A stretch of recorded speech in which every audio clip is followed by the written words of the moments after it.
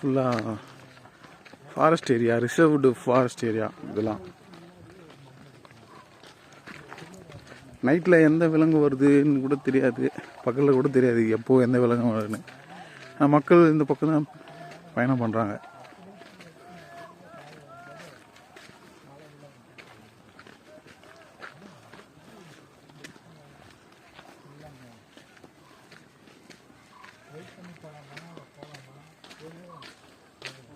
போலாம் அதான் ஜாயின் பண்ணிட்டேன்.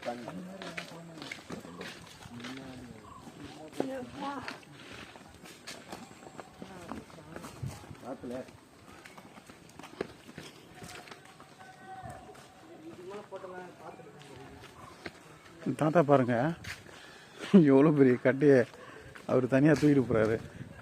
இப்போ இருக்கிற இளைஞர்கள் இதெல்லாம் தூக்குவாங்களான்னு தெரியல.